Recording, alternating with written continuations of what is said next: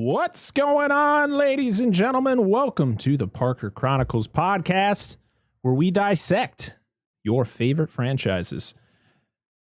Movie franchises. Wow. Great way to start that show. Fuck up the intro. I am your host, Brett Parker. And today, for the fifth week of this craziness, is my special guest, the Resident Evil expert and the queen of horror games, PiggyWhisperRiine. Welcome back. And also, joining us at some point during the show is the other half of the Parker Chronicles, my brother Adam. So, but me and Piggy are going to start this craziness off, talking about what we thought of this bonkers movie. Yes, bonkers will be said a lot tonight, as it was last week, because this just what this franchise entails. It's just absolute craziness. This franchise is absolutely insane. But before we get started on that, I do want to talk about something that is kind of, it's sad, but I want to spread awareness to it. Someone who is very special to this channel, and somebody who is special to me, even in the short time I've known him, Spief the Wise, who I'm actually wearing his merch right now, was diagnosed with a very aggressive form of melanoma at the beginning of the week. It's just something that kind of hit, really quickly. Went in for kind of just a basic procedure and found out something a lot worse. This guy is one of the nicest guys I've ever met in my life. He is, he's a dad of 7 children going on 8. He's got a big old family. He needs a lot of support during this craziness that is going on in his life. And so if you guys do ! Spief in the channel here on Twitch, for anyone who's listening, any audio listeners out there, I will post the links on. Okay, clearly the command isn't working, so I'll have to figure that out. But I will be posting the links to all the ways that you can donate to help him out, him and his family, during this difficult time. It's crazy. We love you, Spief. We hope this is, we're all here for you during this tough time, and I just wanted to say that before we got going with the show. Like I said, he's been around this channel for a while. He supports me, and I support him. So, as friends do, we got your back. We're going to try to help you as much as we can through this tough times. Love you, Spief.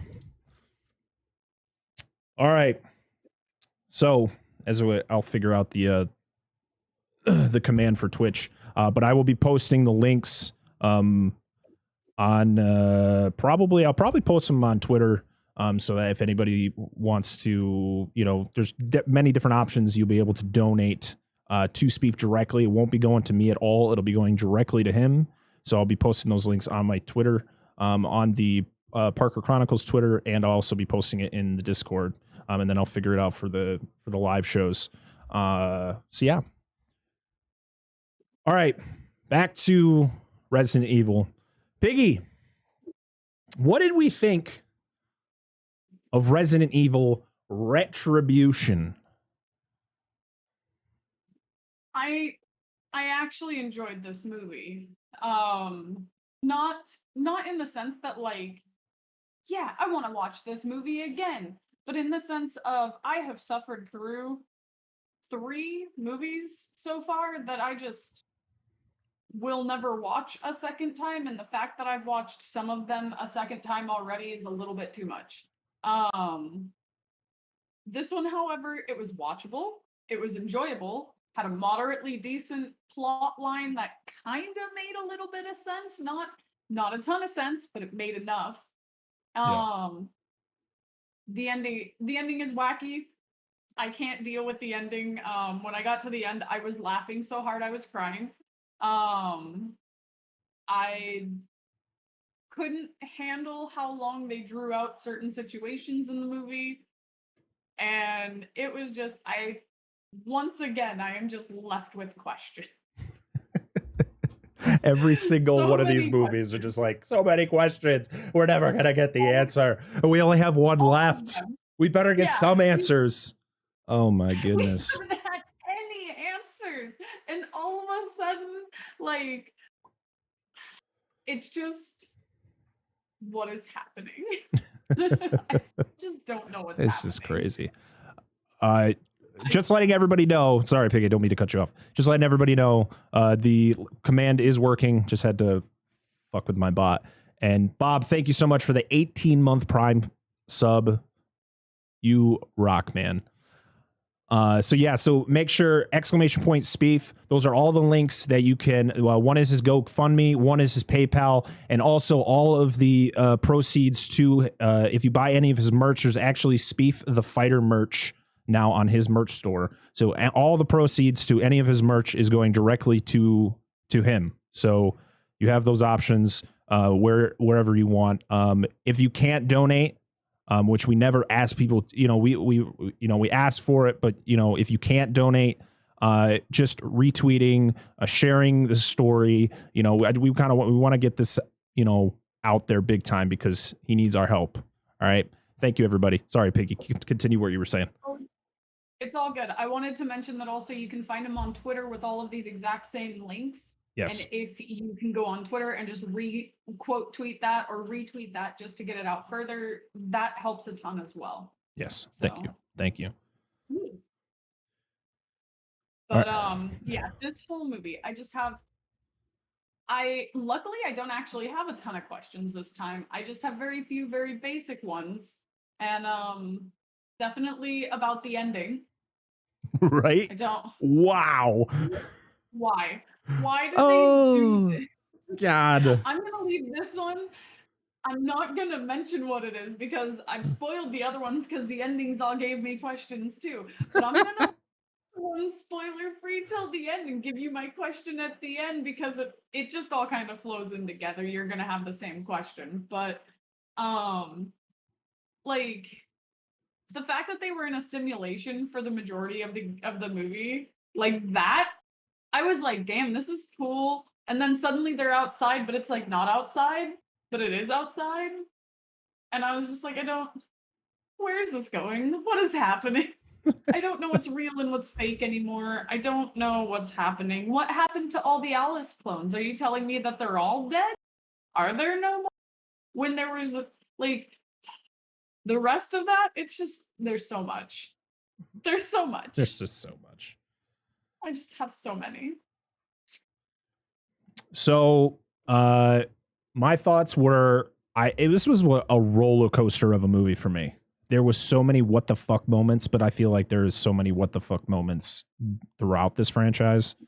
But there was so much like, I was just, there was so much happening.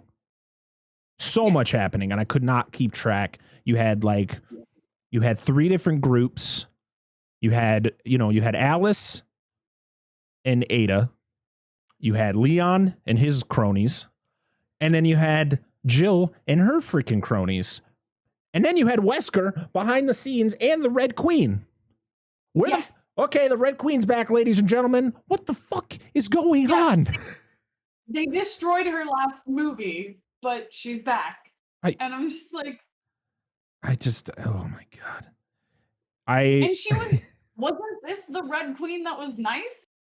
Like, wasn't the Red Queen the nice one? And then the White Queen's just gone. The White Queen's just gone. Yeah, you see her in Extinction, and that's it. It's over. Whatever. But like, what the hell? The Red Queen is like, she came out last movie, and she was a good person. She was like trying to help Alice. Yeah. So what the fuck happened in this movie? Why is she all of a sudden a bad guy? So many questions. I don't fucking know. Why are you doing this to us? And I know Wesker said something about her like being reprogrammed, and I'm like, fucking who? Yes. Who? nobody's alive to even get into her mainframe, let alone reprogram her to be evil. Like, the only person who could have was Wesker, and Wesker's like, I didn't do it. So it's just like, oh my God. So this is the thing that bothered me the most. And there's a lot of things in this movie where you're just like, what the fuck? I do have to say, the effects weren't terrible. No. There were some questionable scenes where you're like, ooh, that looks rough. Especially the cloning area where it shows all the clones on on the tracks there. And they would show them, you're like, what the fuck is that? Every person that was in the simulation. Yeah. And then it was like, no, all of these are just Mila. Yep. But it wasn't, though, because you saw the daughter. You saw the daughter. You saw Rain. And then you saw, I think, you don't see anybody I think else. Jill, you might have seen Jill, but I don't know. You don't know who's a clone, who's not. What is happening in this movie? Paul W.S. Anderson, were you high as fuck when you made these movies? When you wrote these movies? Because, wow. This is bonkers. Like, how is the world a simulation, but then you turn around and it's supposed to be a real world with real clones? Right. How were they ever supposed to contain the clones when they turn into zombies? Right. How are they ever supposed to take care of this? Like, what was their contingency plan? I just don't know. I just don't know what is happening with these films. Also, I hate movies that spend 10 minutes explaining everything that happened in the prior films. There's literally, like, we're going to talk about it in the plot breakdown, but it literally is a 10-minute scene of just Alice talking about everything that happened from the beginning to where we're at now. And it's like, listen, if you're watching this movie and you haven't seen the other 4, what the fuck are you doing? Who just jumps into this? You know what? Number 5 it is, baby. You're like, okay. Considering none of them make any sense and line up together anyways, why does it even matter? I guess you're right. Why do they have these breakdowns when nothing relates to anything? Just in case you got really drunk after you saw this film to begin with and you forgot what happened, here we go. But I feel like that's just the way Resident Evil is. Every single movie is literally them recapping what happened in the prior movies. And there was actually a point where she was recapping and she completely didn't talk about number 2. Yeah. They showed it was a little small screen in the corner where it showed her fighting Nemesis, but she doesn't, she talks about 1, 3, and 4 and completely doesn't talk about 2. You're like, okay. Clearly, they either did not want people to remember number 2, which right now just want to state something on the podcast's rankings right now. Number 2 is our number 1 Resident Evil movie right now, even though it might not be based on everybody's feelings, but the show's rankings right now, Resident Evil Apocalypse is number 1. So just want to throw that out there before as Resident Evil just completely ignores Resident Evil 2. Sons of bitches. Resident Evil Retribution was released September 14th, 2012, 10 days before I was legally able to drink. Yeah. This movie was budgeted at $65 million. So I think that was $5 million more than Resident Evil Afterlife. It grossed opening weekend in the U.S. and Canada, $21 million, grossing $42 million in the U.S. and Canada, and worldwide $240 million, $60 million less than Afterlife, but still $240 million on a $65 million budget. It's a success, meaning we get more of this. But guess what? It's only one more, at least of this Resident Evil. I want more Resident Evil. Just not this Resident Evil. No more of this. So when are we doing the animated movies? Oh, God. Well, maybe we'll do that. What I would love to do. I've seen of those, and at least they make sense. So, They don't yeah. line up well together, but they make sense. Maybe we'll do a show later where we kind of like just talk about them all in like one show, depending, because they're probably not that long. No, most of them are like around an hour. And I do want to talk about, I do want to do like a review show on the live action show for Netflix when it comes out. Yes. Like when we both are able to get through the whole series and we can kind of have a spoiler show of whatever it's called. Is it just called Resident Evil? I don't know what they're going to name it. So it's just being called Resident Evil as far as I know right now. When that time comes, that'll happen. We've not on Resident Evil topic, but just letting everybody know who listens to the show, watch the show live, however you consume this content. We will be doing TV shows sometime in the future. There are TV shows I do want to talk about on the show, some that have already been released and some that haven't yet. I don't know if I've ever talked about it on any of my streams or anything, but I'm a huge Dexter fan, and Dexter is coming back in the fall. So I would love to talk about that, plus all the 8 other seasons that came out years ago. And also the Last of Us TV show, when that comes out, that is definitely being talked about on this show because The Last of Us is amazing. So back to Resident Evil. So yeah, this movie made a lot of money for a very low budget. On to some trivia. And right off the rip, while filming a fight scene, a mishap occurred, causing 16 actors to fall off a scaffolding and were sent to the hospital. This shut down production for a few days, and Mila Jovovich visited some of the actors in the hospital out of respect. So making movies is dangerous stuff, especially if you're a stunt person. Yeah, the things that certain people have to do to make movies is crazy. Just absolutely insane. I wanted to be a stunt person until I realized that their not only injury rate, but also death rate was very high. So the actress who played Ada Wong, Bing Bing Lee, she has been in a lot of films recently. She was in The Meg. She was in Transformers: Age of Extinction. A few that I can't think of it off the top of my head right now. But all of her dialogue was dubbed by the original voice actor of Ada Wong from the games. So Resident Evil 2, Resident Evil: The Dark Side Chronicles, which I didn't even know that was a thing. Oh.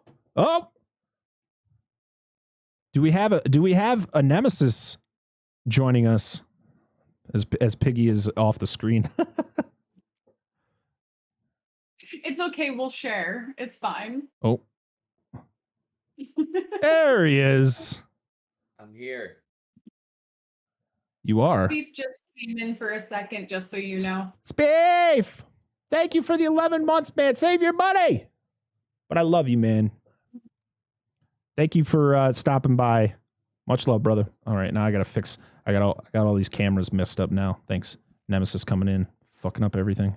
Way to go. Sorry, ladies and gentlemen, but we have to for the live show, I have to fix my cameras. We haven't had a show where we've had all of us here, so it's been a while. Just like that. That's perfect. Just like that. There we go. Oh wow, I probably could get you both like on screen without actually having to do like crazy. Oh no, Piggy, it'll cut you off. Never mind. I tried. I tried my best to get you both in there. Oh wait, maybe I can. Oh.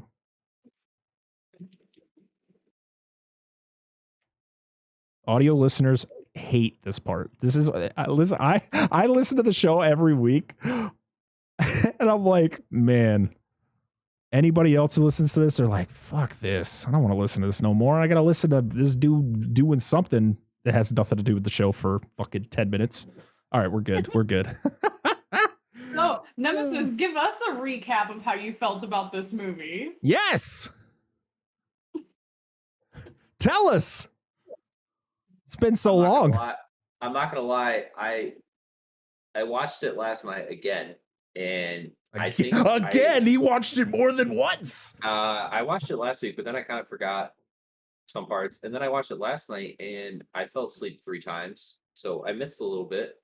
Uh, I can't wait for it to be over. I, they just don't get better. Just don't get better. God damn.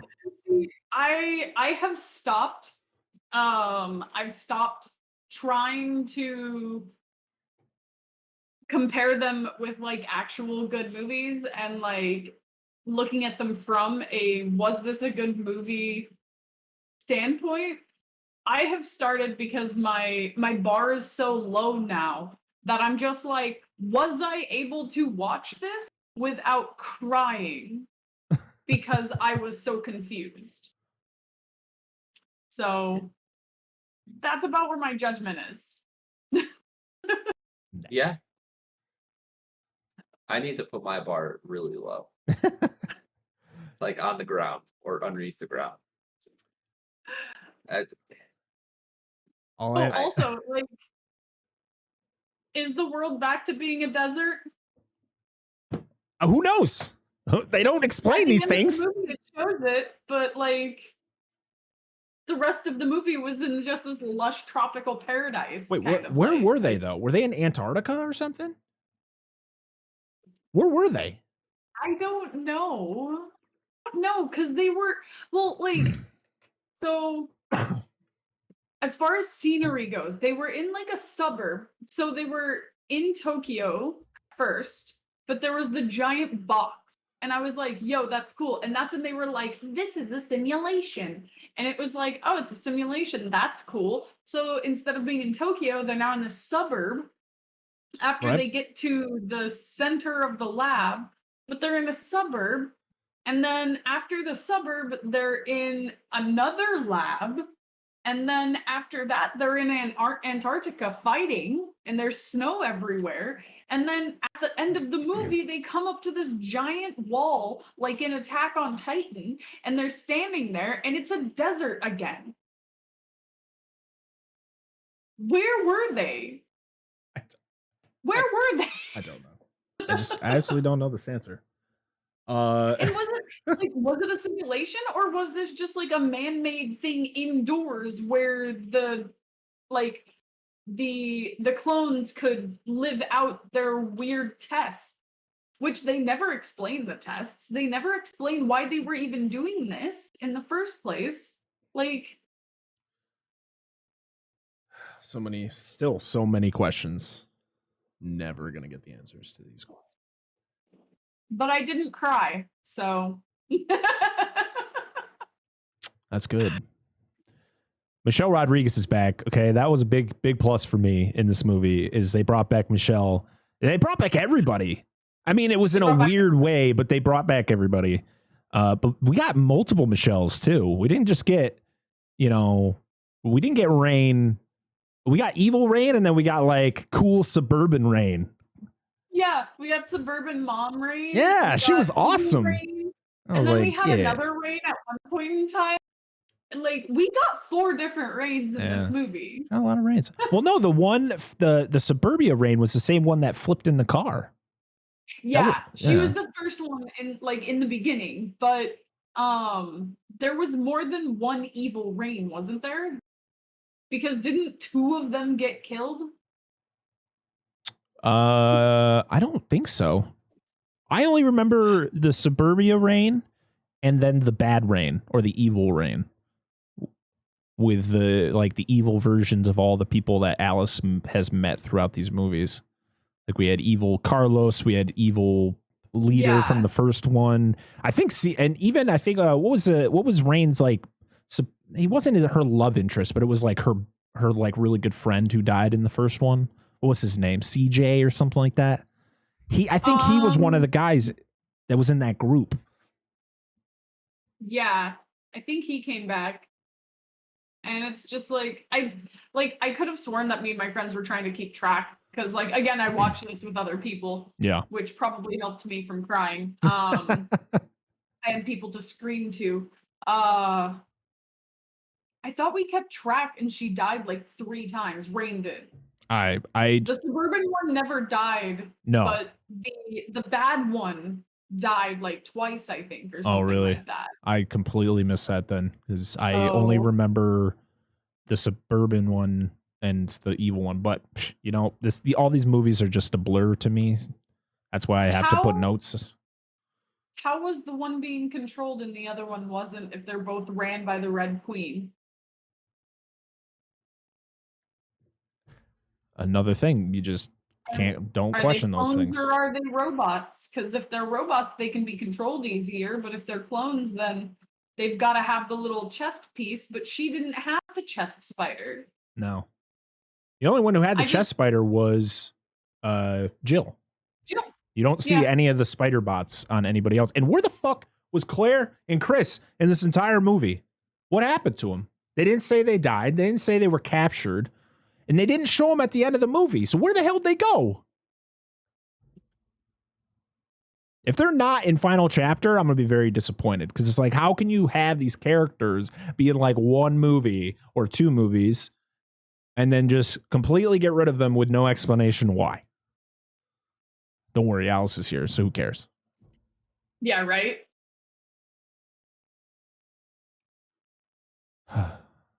Resident Evil. This cannot get over fast enough. We said this about Jaws, too.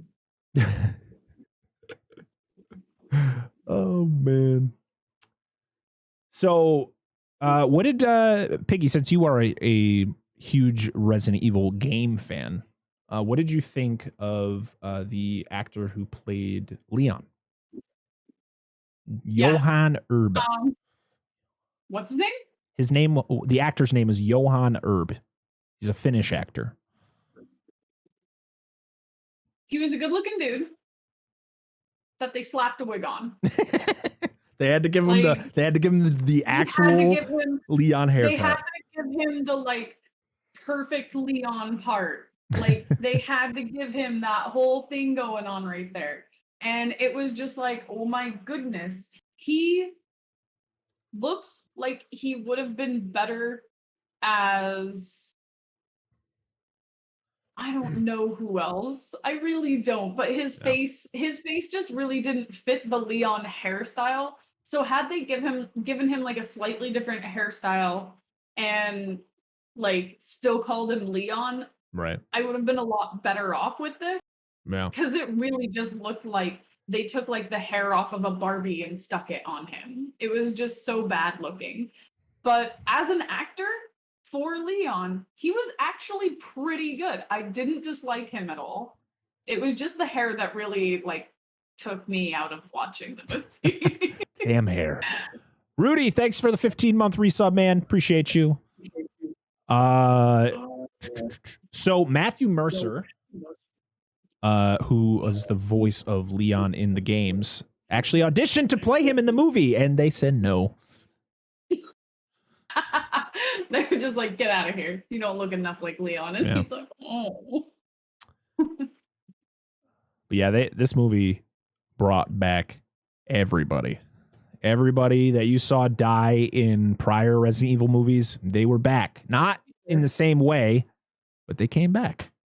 And we also got probably the largest zombified creature that we've gotten in all of these movies. It's literally just a creature we've seen before, but they just made him bigger. And we'll talk about that when we get to that part of the plot breakdown. Does anybody else have any thoughts before we jump into this crazy ass plot? No, but I do have some key points within the plot that I do want to make, but I want to point them out during the plot rather than say them now. Because it's more key points and like comparisons than opinions or anything like that. All right. Sounds good. Just stop me whenever you got something to say.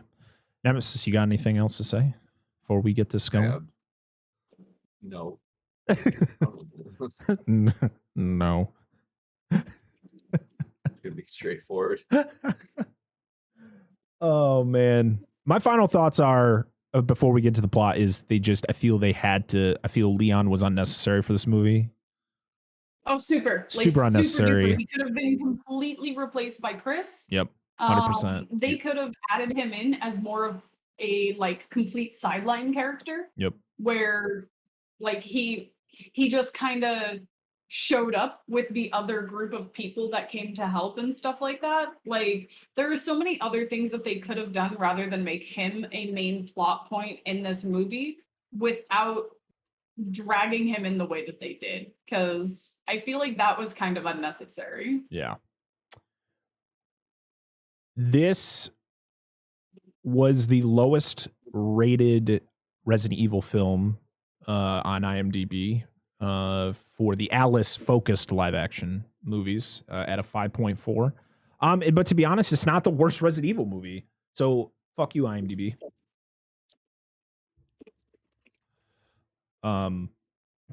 Whoever ranks it's the thing about IMDb ratings, which you have to remember for anybody who looks at these, is it's based off of user reviews that all get added up and averaged to a certain number. So if you get a bunch of people voting like 1 out of 10, it's not going to get a very good score.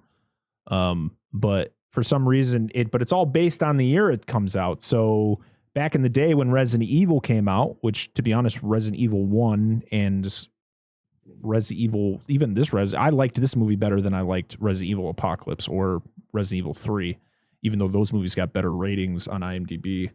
But it's all based on like the years they come out. You don't really see a lot of new reviews. Usually you go to like Metacritic. That's where you'll get better scoring on these movies. This definitely wasn't the worst Resident Evil movie, so I can't believe their rankings. I mean, it got a 39 on Metascore. I think people are just like, it just got to the point where it's like, dude, 5 movies. It's kind of like, I mean, Transformers got worse every single movie, but to be honest, this is, if you go through like when we, this movie is definitely not the worst for me. Piggy's already said it's not the worst for her, yet it's the worst. And whatever. It's the worst rated, but both of us are just like, it's not that bad. It has its faults, as do all of them. But to be honest, it wasn't one of those movies where you're like, fuck, can this just be over? This is just absolutely terrible. They're bad, but they're not terrible. Hoo-wee. All righty. Here we go. They're like in between bad and terrible. Yeah. They're like exactly. All right. Here we go. The plot breakdown for Resident Evil Retribution. So this movie starts with showing all the production companies, but you hear like screaming and gunfire in the background, which I kind of liked. Kind of got you excited for like, ooh, what are we going to be, getting ourselves into once they go to, showing us actual action. We get some creepy ass moaning before we actually see a body floating in the water, and it's, you can tell it's Alice, and you think she's sinking, but it's actually going in reverse. And it shows her float up and goes out of the water, and all of the things that are going on are going backwards. So it's bizarre. And pretty much what it is, it's at the end of Afterlife, when you see all of the helicopters there waiting, it's pretty much the aftermath of what happens after that, but in reverse. So it shows all of the people wearing their white shirts getting shot up, but the bullets are coming out of them and they're alive again. And you got freaking Jill like shooting up back into the helicopter, and Alice. It's just a bizarre shot. This whole sequence is just bizarre, because then we have to see it all over again in the right, in real time. Thank you, Paul W.S. Anderson. this is the problem with these movies. And I think this is why he uses so much slow motion, is he needs to make this movie a certain time. Because if he makes it too short, I don't know the exact time it is, but I believe for a big budget movie like this, which I don't know if you really consider it a super big budget because it's less than 100 million, but it's a big budget movie. They need to hit a certain time in order to be put in theaters. I believe I've heard that before. Someone want to look that up for me and yell at and tell me if that's true. I believe I've watched something and that was the case. I think it's like an hour and 20 minutes or hour and 25 minutes is like the minimum time frame for a theatrical film. That money, this is off topic for movie in general, but this is probably the reason why they do an hour and some odd minutes as a mandatory to be put into theaters. It's probably, thank you, for pulling out my plug. It's more than likely that they have to have a very specific amount of time that assists with sales. Yeah. It assists with like popcorn and beverages, and also they've just got to have all of that come together collectively properly in order for them to make enough money from every movie. And the sweet spot is probably somewhere over an hour and 20 minutes, but under the 2.5 hour mark. Because I remember that the Lord of the Ring movies got way out there and people were like complaining about it. So there's a sweet spot for sure. Yeah, because this movie, I think final tally was like an hour 36, which, like I've said before, I love it. I love that these movies are super long because, boy, if it was a 2-hour movie, then I'm like, okay, this can end now. But an hour 36 minutes. But yeah, but that's my theory with the why Paul Anderson does so much slow-mo and why this whole scene had to happen. This was such an unnecessary opening scene. Just open the movie to what happens on that ship. Why did I need to see it in reverse and then see it again in real time? Bitch, I know what happens. You showed it to me in reverse. Fucking damn, dude. It's just such unnecessary crap that just adds time. It was definitely strange. I was very confused as to what I was even watching in the beginning. I was like, yes, this is a thing happening.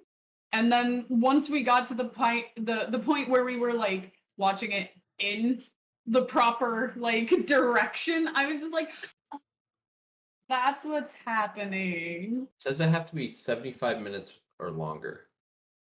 75 minutes? That's only an hour and 15 minutes? That's only an hour and 15 minutes, yeah. Which, I mean, that's right around, like, yeah. That's around what you were saying. Interesting. 5 minutes off. So yeah, so we get this whole weird reversal of events happening. The music, though, that goes along with this whole thing, pretty good compared to the rest of the movie, which just has some weird music choices. You're like, why? What's going on? Who are these composers? He's really into that punk music. Yeah, that really like, you're like, whoa, relax. And then we get my least favorite part of this movie is the 10-minute rundown of the events of every single goddamn movie. Hi, I'm Alice. Except for 2. Literally recaps every fucking movie except for Apocalypse. But you see a little picture on the bottom of a scene of her fighting Nemesis, but there's no man. It literally goes from talking about the events of the first movie to then the events of the third movie. And you're like, okay. Why? This 2 was terrible. But let's remind everybody, Adam, that that Apocalypse is currently number 1 on the Resident Evil list for this show. So I'm just IMDb is broken. No, I'm talking about for this show, not for IMDb. Oh, Apocalypse is number 1 for this show's ranking. Oh, We we're in we shambles. voted for this. That's pain.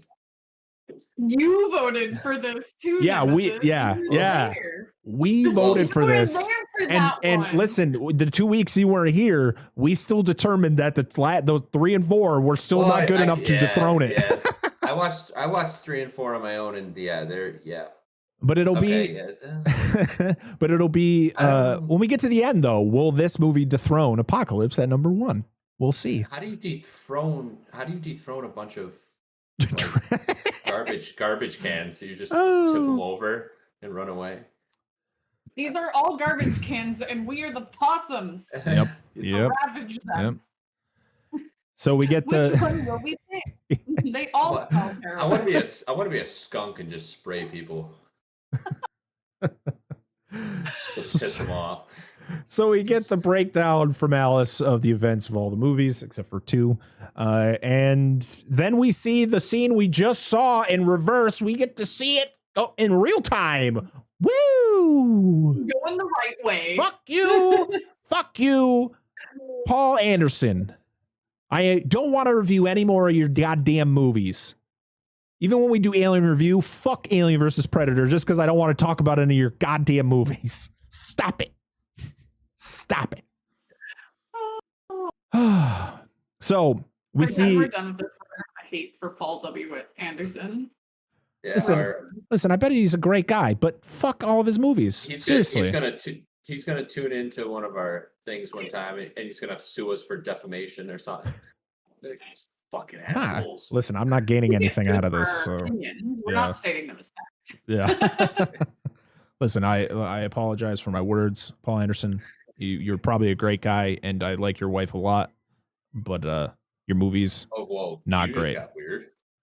I don't know either of them. Why'd you say it's weird? I just say I like your wife, Mila Jovovich. She's cool. She's cool. She's good. She's my favorite parts of these movies. She's the best actor in all of these movies. Well, she if didn't they like didn't these have movies. Mila, I wouldn't be able to watch them. Imagine not even liking the movies you starred. How awkward that must be. Right. So at the end of the scene, we see Alice falling into the ocean, and then she wakes up. And she wakes up in bed, though. She's got different hair color. Like, what the frick is going on here? I want a husband, Todd. And yeah, so in this weird reality, which I didn't know what it was at the time, she's married to Carlos, but his name's not Carlos. I don't think they actually mentioned what his name is. But according to it, okay, Adam said it. He said Todd. His name is Todd. They did. I don't remember her saying the name Todd, but it was Carlos. And they have a daughter who is deaf, which I thought was a cool little thing they did with the character. I guess the original script did not have the daughter. She wasn't hearing impaired, but they liked the audition from the actress who played her, so they just kept it in the script. But then zombies attack. Zombies was attack. The actress I don't hearing. think. Was it actress for the daughter hearing impaired? I'm gonna look her up right now. Let's deep dive. It says that her mother is deaf. Oh, that's really nice that they put that in. Like, it says yes. It says hearing impaired in real life. She was discovered when a neighbor saw Ariana signing to her deaf mother. But she has a cochlear implant, which has improved her speech and hearing. I like that they didn't overpass her. Like a lot of movies do. They pass over people like that. And like the daughter is a really good actress. I have no complaints about her. She was adorable. She acted very well. Mm-hmm. And I like that her name was Becky. good on you, Paul W. Anderson. Becky. Good on you, I guess. Yeah. Melody got a +1 there. There you go. Good job. This was actually her first speaking role in a movie. I mean, if you look at her IMDb, she only has 3 movies to her name. She was actually in the movie Orphan. You ever seen that? Yeah, that movie was was weird. creepy as hell. It had what's the hell's her name? The woman from The Conjuring, Yeah. is it Vera Farmiga? Yeah. And she was the daughter, the young one that was actually their daughter. Okay. Yeah, not the creepy killer one. I mean, I really like that they do that in movies. Like, for instance, like A Quiet Place. The actress who played the daughter, who is deaf in the movie, she's actually deaf, which love it. Can't wait to watch number 2. We love you, John. John Krasinski, I love you. All right, back to the plot. So zombies attack as Todd is about to go to work, and they attack him, bite him immediately, and craziness is happening. I don't know if her name is Alice in this reality, but her and her daughter, Becky, they escape into a closet, and then they climb into the attic. And then they somehow make it outside, where they're running around, and chaos is ensuing in suburbia, which this location is technically Raccoon City.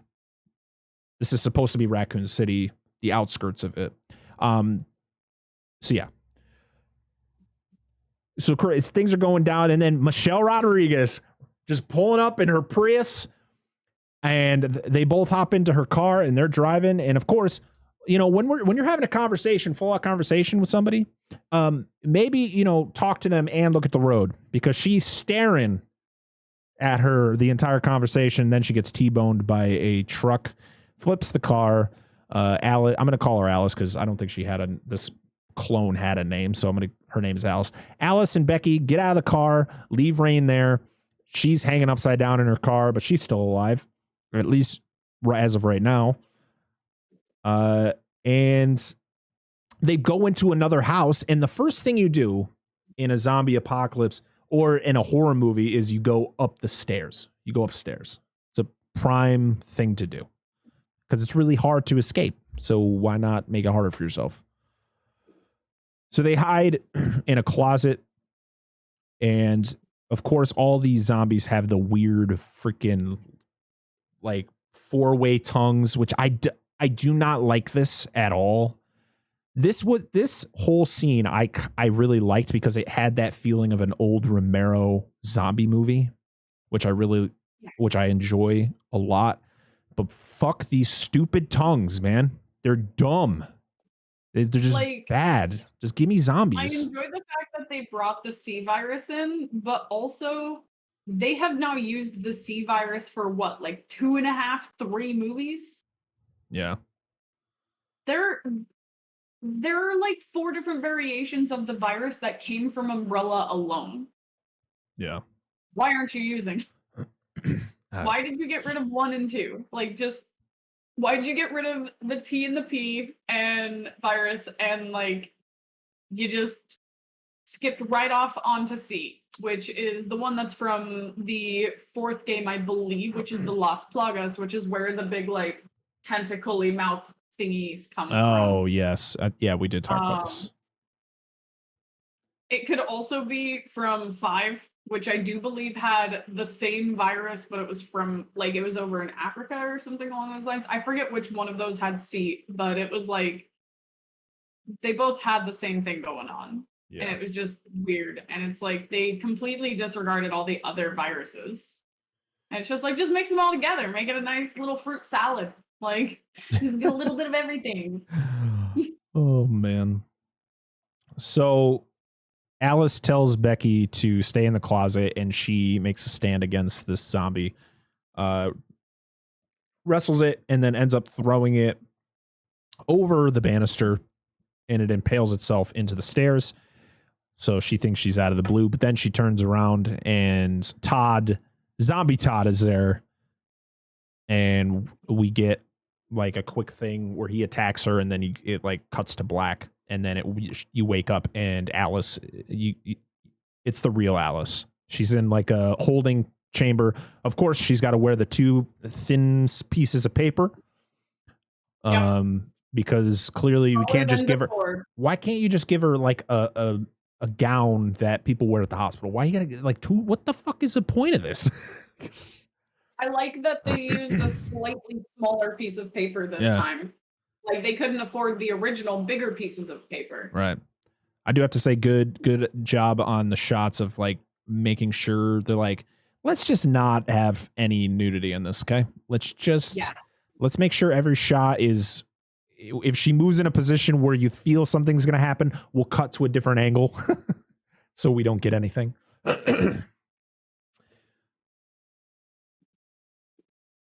So Umbrella, man, they love their bright white rooms because this is white. Just bright as hell.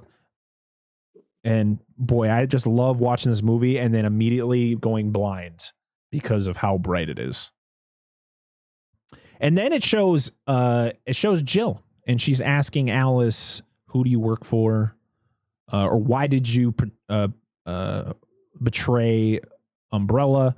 But she's saying it so robotic. Oh my God. So they brought back Sierra, or is it Sienna or Sierra Gilroy? I think it's they brought back the actress who played Jill Valentine from Apocalypse for this movie, and she was at the end of Afterlife.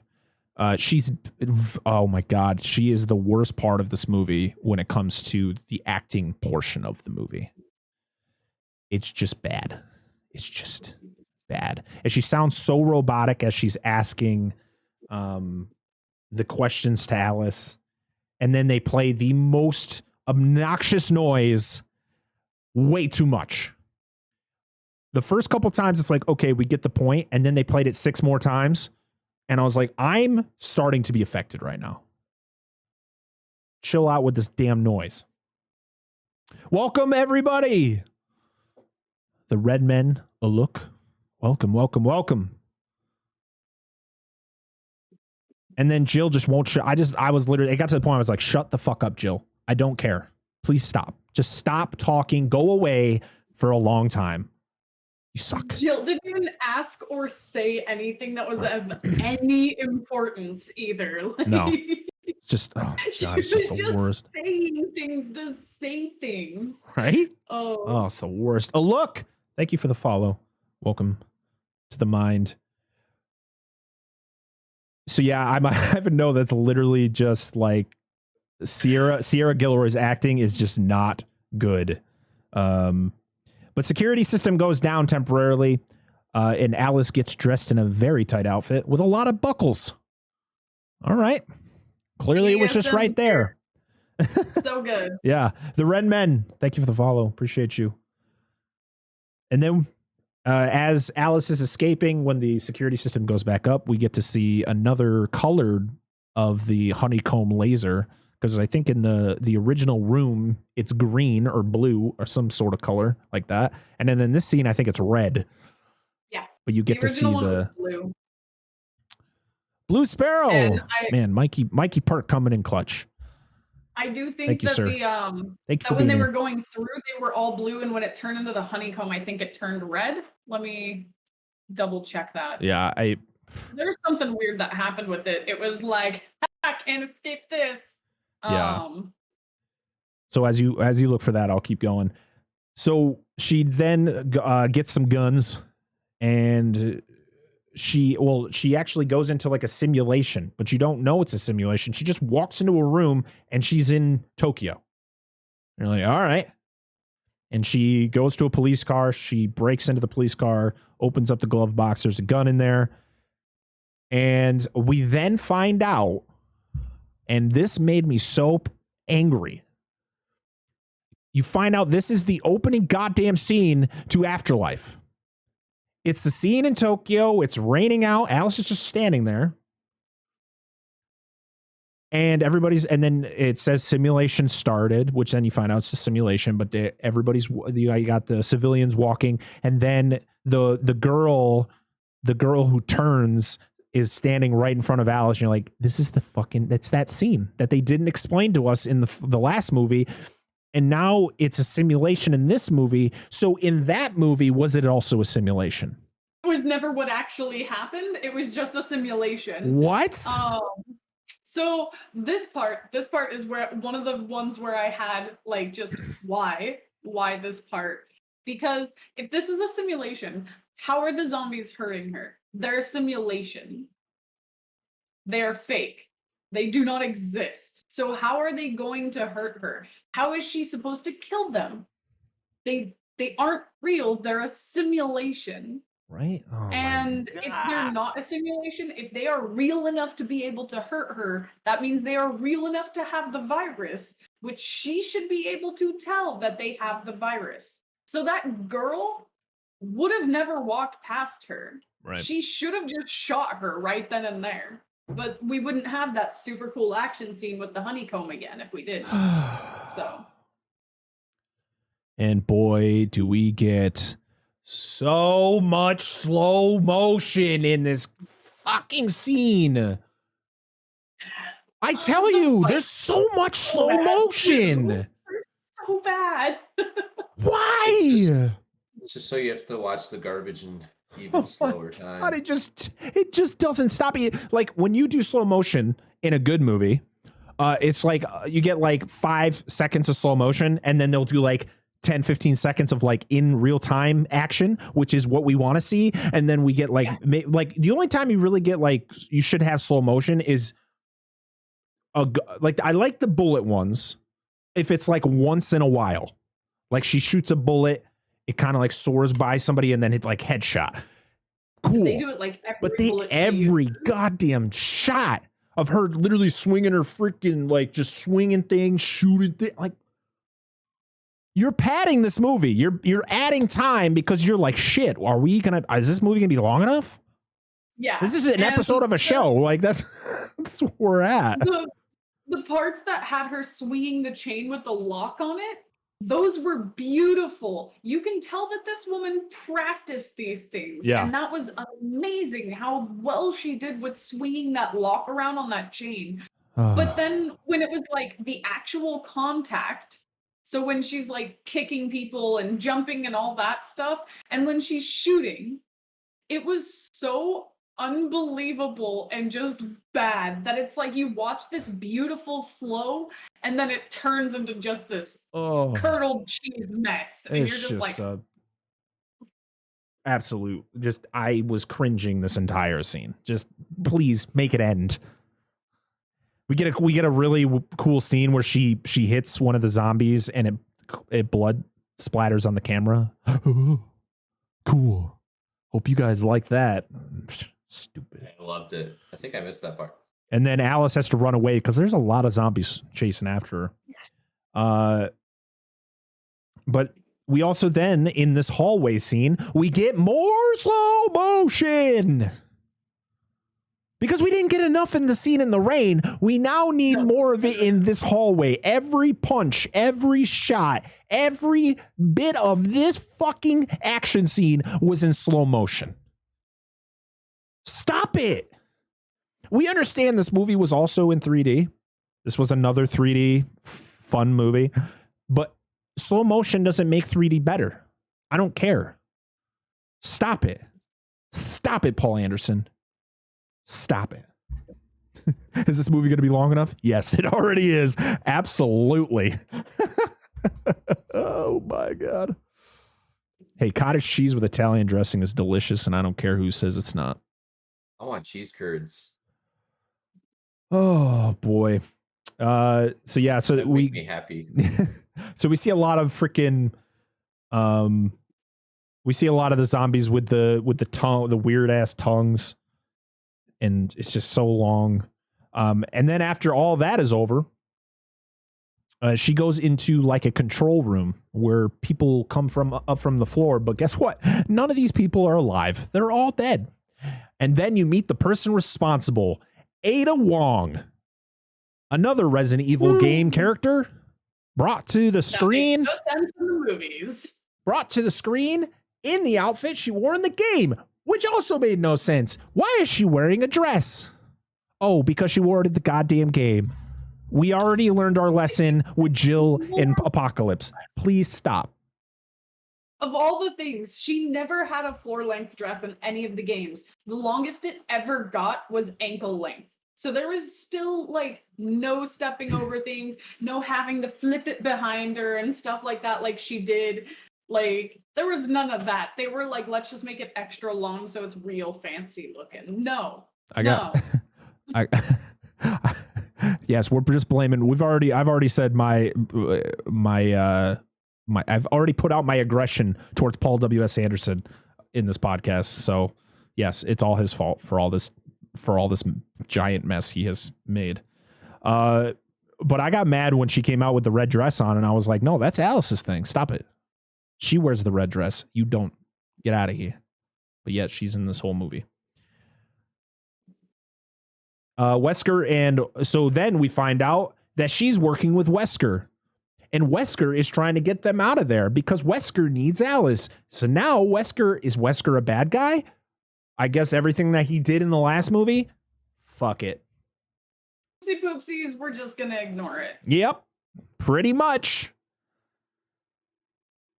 So Umbrella, so then they explain how Umbrella simulates viruses. So they'll simulate a virus in a certain city, and then another country will buy the virus, and then they'll simulate it so that another country will buy it. It's kind of like a chain. Pretty much, Wesker explains that Umbrella, like they became a big thing for selling viruses. Like that is their name to fame, sort of. Did I say something wrong? No, I just don't like. Why would any country buy a virus for like? Why would it buy a virus that could destroy its people without a vaccine? Yeah. You see how smart countries can be. Like,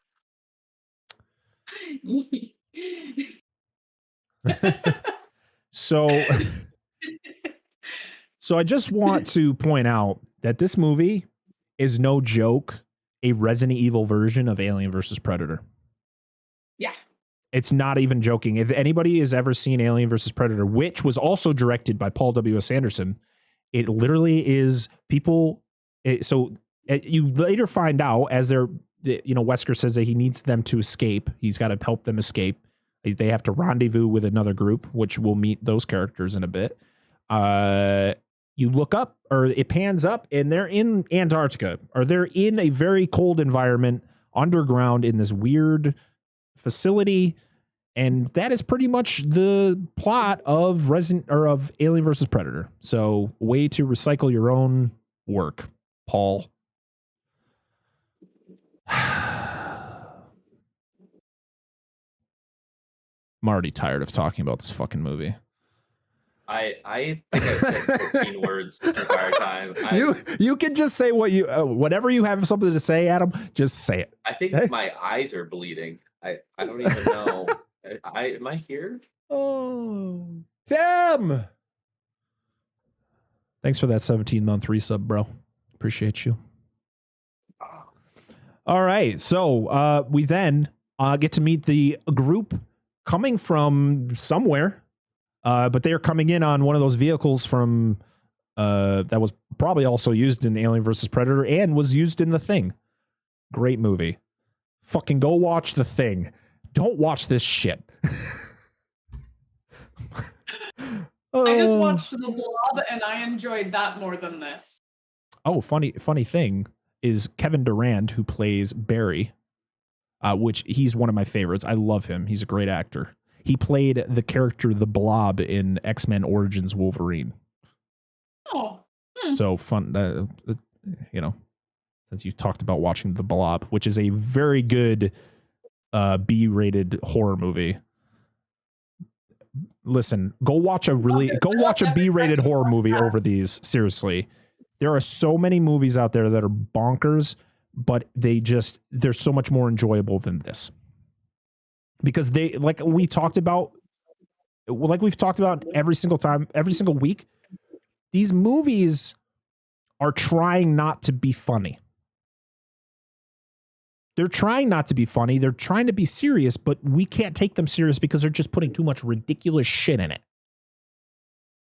They are legitimately trying to be serious. Yeah. And they're legitimately trying to do a thing. Yeah. I don't know what the thing is because none of it makes sense. Right. But they're trying to do it. Yes, Kevin. I'd rather watch Bubble Guppies. Swear to God. put Bubble Guppies on the screen. You got me. Oh. See, I know that Barry is in the games, so I didn't. I like Kevin Durant as the actor, so I liked him in the character. I don't know how Barry is in the games, so I guess that's fine. But if you want to watch something that he's good in, go watch The Strain, which is a show that was on FX about weird ass vampires that have weird tongues like the zombies in these movies. All right, where the fuck am I right now? Hopefully at the end. Past something important. Oh, the frozen tundra, because apparently the whole world isn't a desert. Yeah. So we see the vehicle come in, and it has 4 guys there, right? It's 4 of them. We get to meet Leon Kennedy because he needed to be in this movie. Played by, oh God, I can't remember what the hell his name was. It's been so long since I talked about him.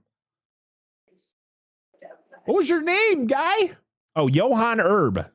Originally, Jensen Ackles from Supernatural auditioned to play Leon, but it went to Johann. And fun fact, Johann almost had all of his lines dubbed because of his accent. They were afraid his accent was going to just not sound good, especially for people who who enjoy the games. But he didn't sound like he had an accent, so I guess good job on his part. So they are going to the facility to rescue Alex and Ada and blow up the facility.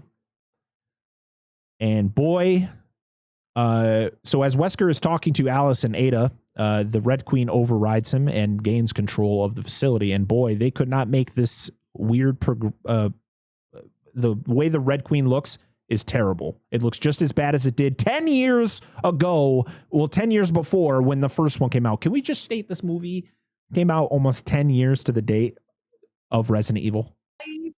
And still the Red Queen looks like shit. The way the White Queen looked as opposed to this one. At least she was like a weird hologram looking thing. Yeah. This one, it looks like she's just made of jello. She looked like Flubber. If a red Flubber formed into a little girl. Oh, so bad. They could have made it better. Not made her look like jello. So Leon is in the group, which we find out the group contains Barry, played by Kevin Durant, as we were talking about before. And Luther's back from Resident Evil Afterlife, which I like him as a character, so I was happy to see him come back. And then the tech guy, which I do not recall what his name was, but he was the guy in charge of all the tech shit. Don't remember. I remembered his name the first time we talked about it in number 1. I don't remember his name now. It started with a C, I do believe. Yeah, couldn't remember. So oh my God. So they have to so they plant the bomb on the top of the facility, and then they go down this gigantic elevator, which is very slow, as you see in the beginning of this movie. But then by the end, you're like, how the fuck did they move so fast? But we'll get to that. The elevator's going down. They have 2 hours from when they set the bomb to when they got to get back. You got to get Alice and Ada and get the fuck out. They get to the bottom and they throw this really cool disc gun. They throw it and it literally has barrels all around it and just murks all of the soldiers that are waiting for them to come down. And I called him the Blob because I forgot the actor's name and I didn't remember what the character's name was. But Barry, he's just murking dudes, and he's sniping these guys.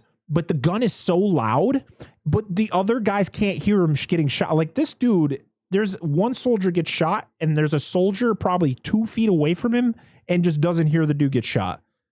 And you look at his gun, and he's got a silencer, but it's like, man, they didn't quiet that gun down at all. That gun was loud, especially when you're you're underground. Shit's gonna sound's gonna travel, even if you're shooting with a silencer.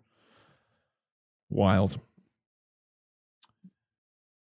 Okay, so it was JD, the tech dude.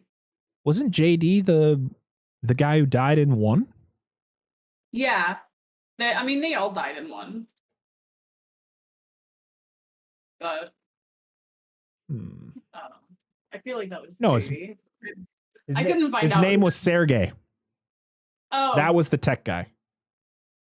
JD was Okay. one of there was an evil JD. There was an evil JD with evil Rain and Luther, best character series. I hit between Luther and Alice. Yeah, I'd have to agree. We are now in New York. Well, a simulated New York. And boy, do we get to meet not one, but 2 Axemen, aka the Executioners. And boy, do they look just as fun as the last movie, dragging their cool axe hammers. And they're so much faster in this one. Are they bigger too? They seem bigger. Yeah, they're bigger in this one, and they're faster. So Alice and Ada do a lot of slow-mo fighting with these guys. My throat's already hurting. I got to stop yelling about fucking slow motion, but goddamn, we got more slow motion in the scene. Slow-mo fighting these executioners. TLDR, half the movie is slow motion. Yeah, literally. And we get some cool. I mean, this fight's actually pretty cool. I like, that when they're fighting some sort of tyrant, they, you see him stab a gas truck and trying to, and yeah, they were faster. They were able to swing their hammers a lot faster. And then you get the cool 3D shot where he throws his axe towards the screen. Whoa, 3D. So scary. Yeah. And they, Alice and Ada end up, well, actually, this is such a funny cut where they showed Alice behind the taxi that was tipped over that they were coming up to. And it showed her, and then it cut away, and then it cut back, and Ada's just there. Like, it doesn't show Ada like run into this, like into frame. It just showed her like it was like a magic trick. It's like, now you see her, or now you don't see her. Now she's there. And you're like, oh wow, that was a terrible edit. Like some peekaboo. Ada's so fast. That was a terrible edit right there. So they are they see the gas flowing out of the truck that one of the Axemen had hit, and they flow under them. And then she has her line where she's like, hey boys, or whatever. And they start shooting the gas tank of the taxi that's literally 2 feet in front of them, causing the taxi to blow up 2 feet in front of them, causing the taxi to then hit the executioners into another truck, which then kills them. Can we just state for a third time that this taxi was 2 feet in front of them and nothing happened to them? They didn't get blown back. No, they were fine. They just move on. What the fuck? I have nothing to say.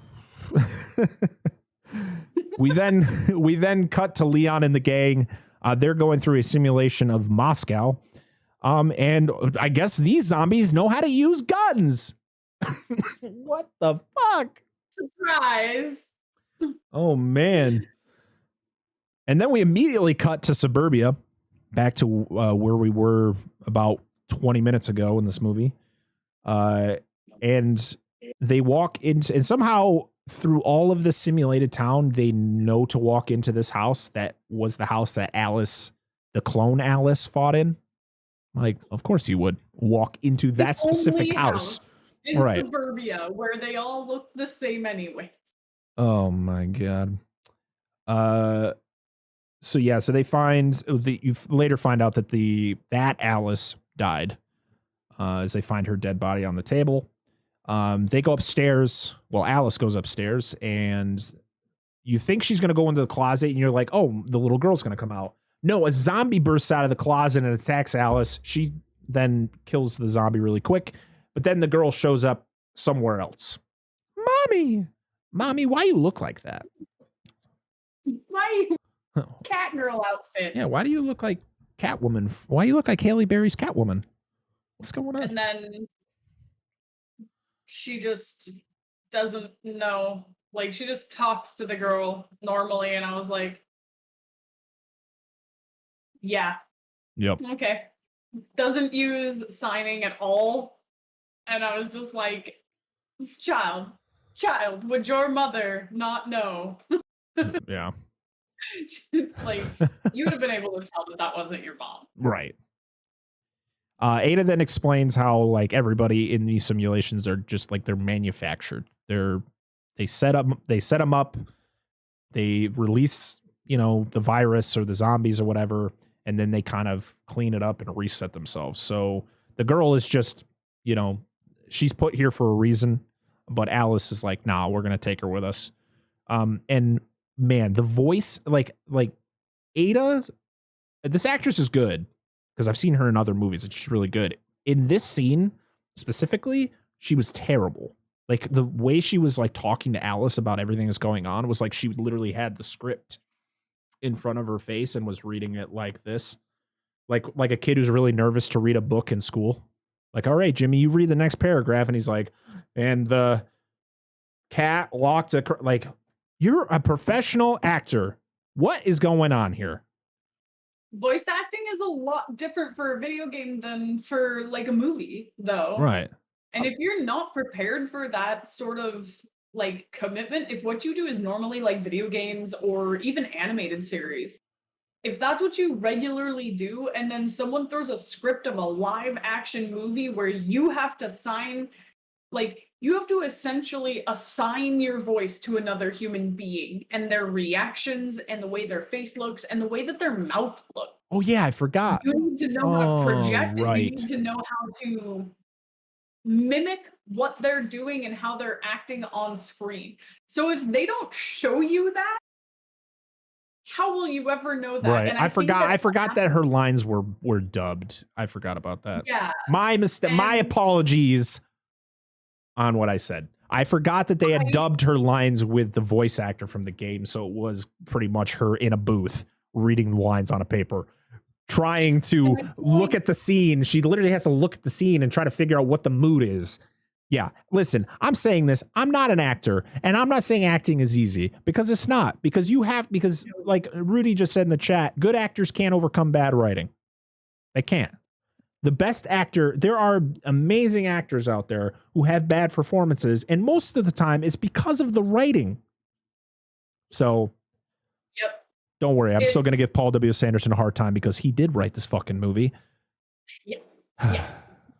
This was still his job to make that shit line up properly. Exactly. He should have retaken it as many times as needed to get it to look as proper as possible. Because there are parts of this movie where it lines up perfectly. So obviously this is where one of those weird instances happened where maybe she didn't get to see the whole scene. Maybe she didn't even get to see the scene. We don't know what really happened here, but whatever it was bad. And they should have just kept retaking it until they got it good. You should have just ran away when she had the chance. They should have just not made these movies, but that's a whole other... a whole other topic. Yeah. As they leave the house, we get to meet all of the former friends of Alice. Guess what? They're all alive. We have Rain. We have Carlos. We have JD. We have the guy who was the leader. I can't remember his name. His name was One. Okay. They're all there. Oh, and so is Jill. With her cool spider bot on her chest. They're pretty much there to kill Alice. Pretty much that's what Umbrella wants to do now. They don't need her anymore. They're pretty much like, if you see her, kill her. Well, mostly the Red Queen is out there giving the orders. So they tell them to shoot her. We get a shootout. In Suburbia. We get a cool scene where Ada uses like the hook tool from fucking BioShock Infinite on some dude. Just fucking bam! And then like pulls him close. Smashes him over an island piece in the middle of the kitchen. She then tells Alice to go with Becky. And Ada then shoots like a hole in the floor into the basement. And then I'm guessing she like hides out in there. I don't know. Oh no, we'll find out what happens to her later. And Rain shoots a really weird like thing that shoots out and then it breaks off into these little tiny missiles. And it causes a very big explosion, but you don't get to see it at that moment. You see it as Alice and Becky, who are like 3 miles away already, see it in the distance as it destroys some of the like the projectors on the ceiling of this huge fake suburbia. You find out Alice is shot because we always need to have that situation. We then go back to Russia, where not only can these zombies use guns, but boy, they are really good at using chainsaws too, as this dude literally chainsaws through his own kind to get to Leon and his gang. And then it immediately goes from that scene, immediately cuts back to Alice walking through like an old subway. It looks like a subway hallway. And she runs into Suburbia Rain, who's like, "Oh my God, you survived. Hey." I was like, what's with the BDSM outfit? Yeah, and I was like, God damn, Michelle. Girl. I was like, Michelle Rodriguez, you are awesome. Alice then asks Rain if she knows how to use a gun. She's like, I protested against the NRA, so I'm not big into guns. And she's like, well, and then we get like a weird, like it had to, like, why did we have to have this scene where it was like a weird, like, hey, I don't really know who you are, but I'm going to show you how to shoot this gun in like 5 seconds. And you're like, well, okay. Oh boy. The tech dude, or they then, so we then go back to Leon and his gang. They escape.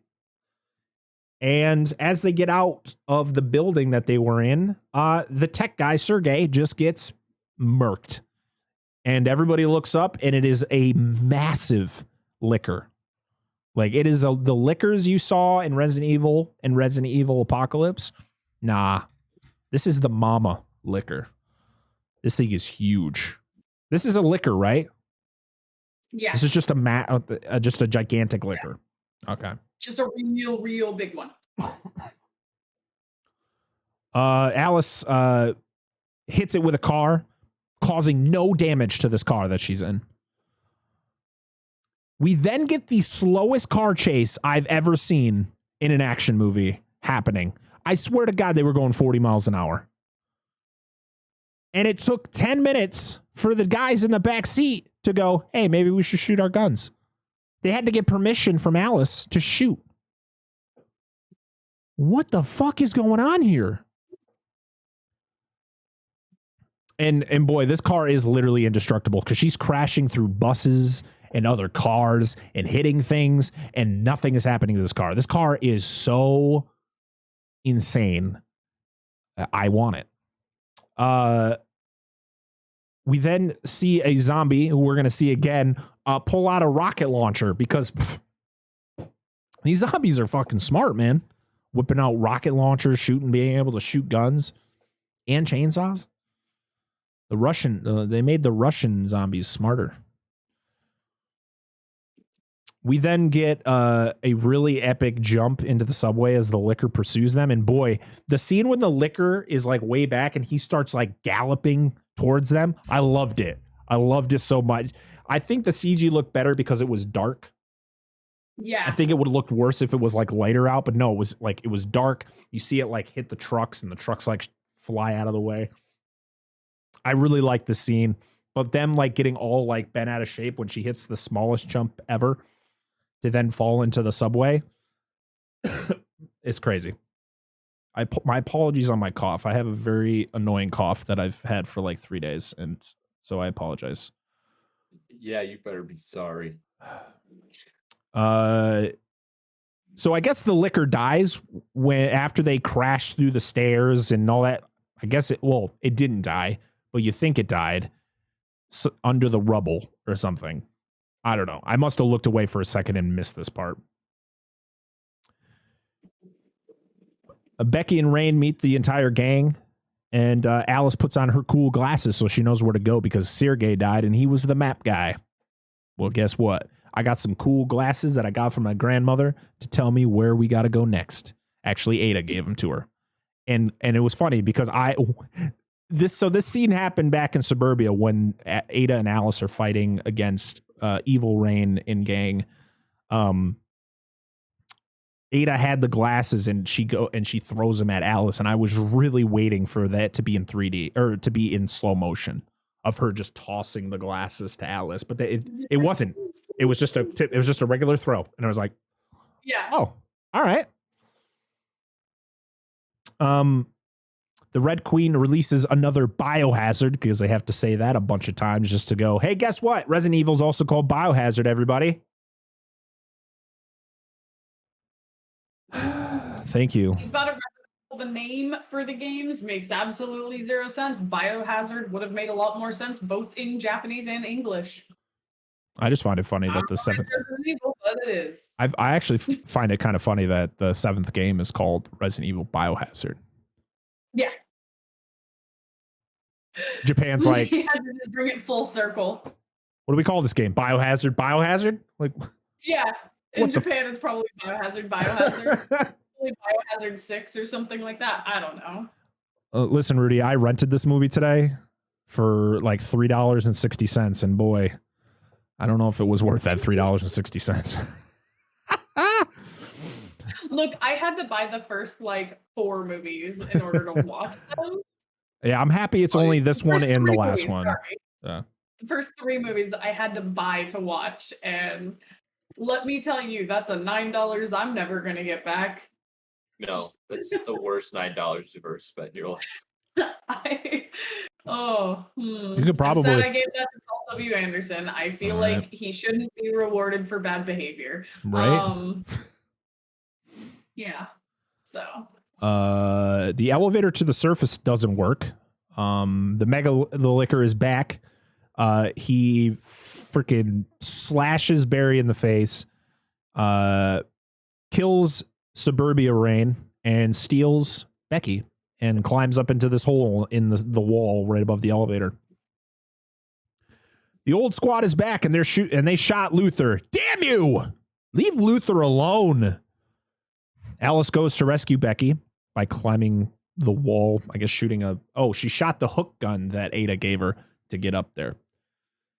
Ada's signature hook gun. Yep. Alice fights the mega liquor and easily kills it, or at least you think so. And of course it has to happen in slow motion. And then she saves Becky from the slimy cocoon, which is very reminiscent to the scene in Aliens where Ripley saves Newt from the weird like cocoon thing. Cocoon. Yeah. It was literally so I guess it was on purpose. It was a callback to Aliens. Yeah. Which goddamn, I can't wait to go through that series. Boy, I can't wait to talk about Aliens someday. We're talking about it right now. We are. This is Aliens versus Liquor. Ooh. I wish it was. I'd like that crossover. Right? Aliens versus zombies. That'd be great. I just put that Kevin Durant is a badass. I just love him as an actor. And he's so natural at just being like I don't give a fuck type of guy. Going out there, pretty much sacrificing his body because they come out with Ada and they're like, we'll kill her if you put down your guns and we'll kill her. And he just goes out there with no guns. He's just like, fucking kill me. So he shoots him a couple times, but you actually find out he fucking threw his gun up in the air. You don't see it, which he has this really cool like hand cannon that he's just been murking dudes. He shot one of the guys from the original movie. And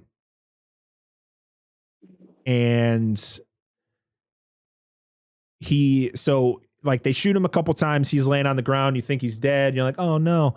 But then he freaking catches it and he starts murking some dudes. And he then gets just completely destroyed by Evil Rain. And Alice and Becky then go into a room that has clones all like on a weird conveyor thing. Like they're hung up like dry cleaning. Like you go to the dry cleaners and that like weird track that all people's clothes are on. That's what this is, just with people. They all look terrible. The CG for these clones are just awful. Awful. Just absolutely awful. They zoom when You couldn't have done worse if this was a B-rated movie. they zoom on the scenes where they walk in and you just see them from afar. You can't tell the difference between like what's what. You all think it's the same thing. It's just a big mush of faces. But then they get closer to them and you can tell like one line is the Alice's, one line is the daughter, and then you got the Rains, you got Carlos's character, all that. And you're like, oh, okay, cool. And Becky's all confused. She's like, what's going on? A lot's going on, and we're never going to get the answers. So, oh boy. So the Mega Licker isn't dead. All right. Comes back to life. The bomb. So Leon and Luther are on the elevator, and they're like, we need to be on the elevator, but we need to detonate the bomb. And you're like, but if you detonate the bomb, you're not even up there. Well, they detonate the bomb, and somehow the elevator is almost to the top by the time the bombs detonate. How the fuck did that elevator get up there so fast? We just saw the scene in the beginning where they go down. That elevator's slow as hell. You're telling me that elevator gets up that fast? Whatever. So I then questioned if Ada died because it didn't show her escape, but I guess she did because she did. We'll get to that. Yeah, they have done weird crossovers with Aliens and Predator. It's weird. So all the survivors get into this cool snow machine and they're driving away, and you think, oh, this is the end? It's weird. But then, nope, it's not, because you hear cracking of the ice and an umbrella submarine pops up, tipping over the vehicle that they're in. Alice tells Becky to stay in the vehicle. They all, Luther, Leon, and Alice, they get out of the vehicle. They look, door opens, and who comes out but Jill? And not just Jill, but Rain. Actually, no, I think that was it. It was just Jill and Rain, and they have Ada. And they go, oh, and Alice goes, oh, it's just you two? And they're like, that'll be enough.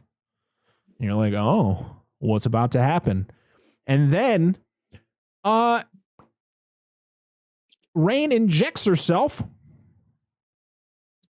with Las Plagas. The Las Plagas virus, which is the virus from the fourth game, correct? Yeah.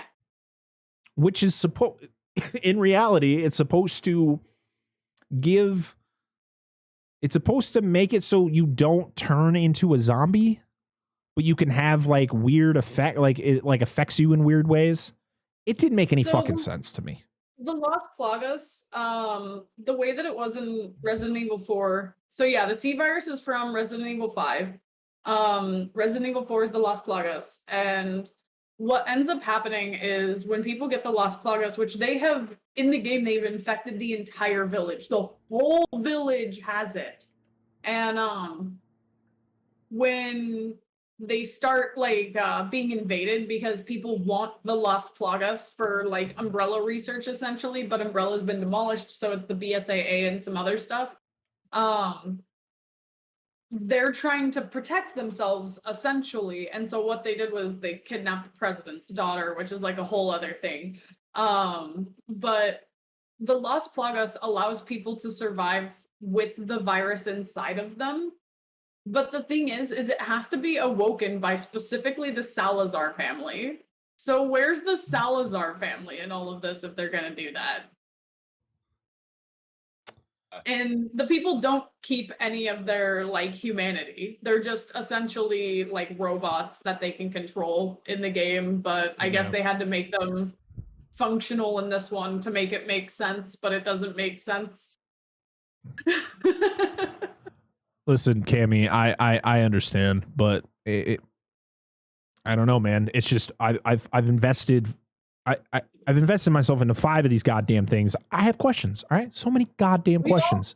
We all spent like $9 watching this. Yeah, we're never gonna get that back. We have to finish this. Oh Lord, we're done. We're too invested, both money and time wise. So, oh my God, Jill attacks Alice. And we then find out that Evil Reign is bulletproof. Okay. So she gets shot up, and then the bullets travel down her arm and come out of her fingertips. Okay. That's fucking weird. Jill literally is kicking the shit out of Alice this whole time. I don't think Alice really gets much on her, or if she does, it doesn't affect her much. And Evil Reign is just manhandling Leanne and Luther. The music is just absolutely ridiculous in the scene. It's so loud. I just don't understand. I don't remember anything that was happening other than the music. Yeah, like, what is going on? You don't want to know. And then they were doing Mortal Kombat X-ray shots. What the fuck is happening? What movie is this? And they would do a shot where they would hit Leon's arm, and then you would do X-ray crack. You're like, come on, bro, stop. I understand you directed the Mortal Kombat movie fucking 20 years ago, but chill the fuck out. This is Which stupid. was also garbage. Fun fact. Excuse me. I will fight you over this. The original. I will fight over the Mortal Kombat movies being talked shit about. Okay, Mortal Kombat, the one that he did direct, was bad, but it wasn't terrible. Mortal Kombat Annihilation is literal dog shit. We move on. So yeah, they're doing these really fucking stupid ass X-ray shots, and it made me so angry. God damn, I just lost my goddamn spot again. But somehow they showed that Leon's arm broke, and then it shows him throwing punches with that same arm. So, okay. Leon, you're a beast. And the sounds on the punches and kicks are disgusting. Like, they are just, like, squishy and cracking, and you're like, ooh, this is awful. I feel like they just had a bunch of sticks and, like, sponges in the office, and someone was just like, snap. Yeah. So Jill over and over again. Yeah, it was just bad. So Jill easily defeats Alice. She picks her up by her neck, and you find out that Jill pretty much has similar superpowers to what Alice had, because she could literally control things with her fucking mind. She literally uses her mind to turn on the tracks on the vehicle that flipped. And the Red Queen orders Jill to eliminate the Alice project. So she's about to kill her. And what does Alice do? It only took her goddamn 20 minutes of this fight to, maybe I should take the bot off her chest. Alice reaches down, removes the bot. Freaking Jill flies back because she's out of it. Also, you could tell, like, when she's told to eliminate Alice, her eyes, like, her eye turns into the umbrella symbol, but then it flickers like she's having she's trying to fight it, but then Alice helps, like, complete the thing by removing the spider bot. Rain stops Luther's heart because we have to get the X-ray shot of her hitting him and then his heart stopping. Okay. And then we had to get it again when Rain hits Alice. Why? Yeah. We don't need this. They paid for that X-ray shot. They got to use it twice. Got to get their money out of it. So, yeah. So Alice, So Alice shoots at Rain. Rain's like, I can't die. And she's like, well, all right. And she then ends up, she's on the ground. And that's when she sees that there's zombies under the water. You're like, and I was like, what? What? Yeah. She shoots the ice out from under Rain. Rain falls in, and she gets grabbed by a couple zombies. This shot's the underwater shots when Rain falls in, the coolest shots of the movie. I love. It's like dark, but you can see like the zombies like coming out and grabbing her, and she's trying to fight them off. Loved it. Then she tries to crawl back out, and she yells like, "I'm coming for you," or whatever. And then she gets pulled back into the water, and that's when you get a pan shot of how many fucking zombies are under the water. And I was like, best shot of the movie. This is cool as hell. That was the best part of this entire movie, like, both cinematography wise and just like in general for the plot point. Like, it made a lot of sense and it was great. It was absolutely gorgeous, and they did it phenomenally. Now, if only they could have applied the same love and tender care that they put into that to the rest of the entire movies. Right. Crazy. All right. Oh, Ada's in this movie still because I guess she got knocked out by rain in the beginning of this fight, and I completely forgot. And I was like, oh, there you are. Okay. So the gang is finally saved, and then they're on the helicopter. And to be honest, I actually liked Leon in this movie. I didn't think he was terrible, but man, when he goes for the leg grab. When he like grabs Ada on the leg, all seductive, and she just picks it up, and I was like, "Oh, come on, Leon!" Oh, can't get her in movies or the games. Hey. It was just one of those weird, like unnecessary things. We got lame Leon. Yeah. We then, yeah. So we are now at the White House. That was a really quick trip from Antarctica or wherever the hell they were down to the White House. And Wesker is there just chilling. He's the president pretty much. He's chilling in the Oval Office. Wesker's the president now. And of course, the first thing that happens when Alice walks in and sees Wesker and Wesker says his thing is he attacks her. He uses his super speed and attacks her. And I'm like, oh, okay. Typical Wesker. But then you find out that Wesker injected Alice with the virus to pretty much give her back her powers because she didn't have her powers for 2 movies, and I actually enjoyed it. But guess what? We're going to get her and her powers in the final chapter. Thanks, Wesker. Yay. And then fireworks.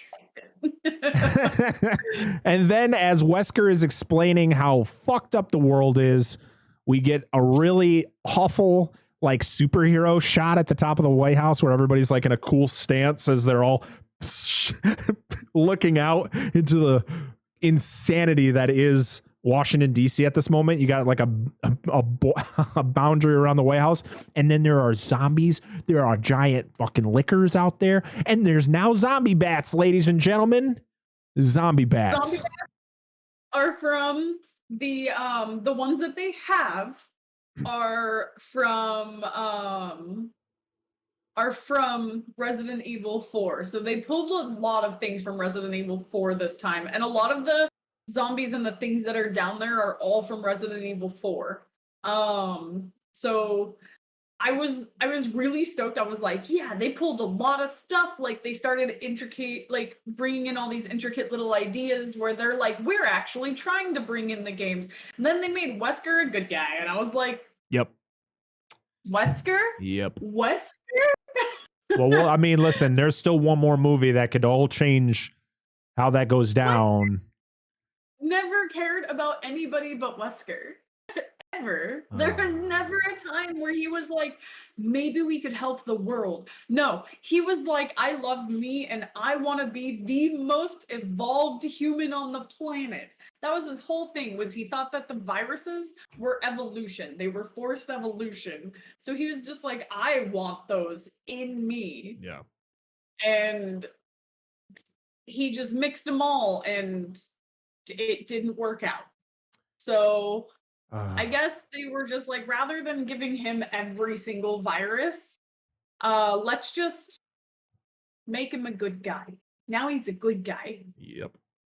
So that is the final shot of this movie. And we get a panned out shot of all the chaos that's going on outside and all the different creatures and shit that's going on. And then it hits the credits. And of course, because it's 2012, we have to get a really fucking banging EDM track just in your face. Skrillex, let's go.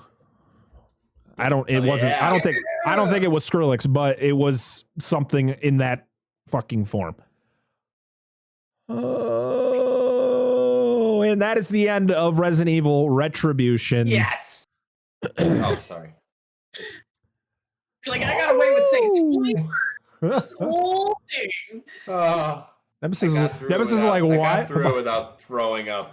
Nemesis is like, why am I here right now? Oh, God. This whole movie was just, it could have been better by so many different ways. The way that they made this movie, even like just the process behind it could have been good, but they just did so many things wrong once again that it was just bad. Yep. Like, Paul W.S. Anderson is, I give him props for the kind of person he is, and like that he's probably got and stuff like that. Like, I give him some props, but holy shit, are his movies trash? Thank you, including. No, Okay. I love Mortal Kombat. I love Well. Mortal Kombat. I know it's not a great movie, but I love Mortal Kombat. Listen, it's a fantastic movie compared to these. Well, these are not. Yeah, compared to these especially, I'm just like, I Yeah. could watch Mortal Kombat again. Like, I'd rather just watch Mortal Kombat 5 times. So this was this was this was the first Resident Evil movie that didn't have undead dogs, or I guess they were called Cerberus. Yep. Didn't even notice. No zombie pooches in this one. No pupperinos. Nope. Really not a lot of interesting trivia for this movie. So I guess in Resident Evil Afterlife, the ship that was used for what was the name of the ship? What was the place they wanted to go to?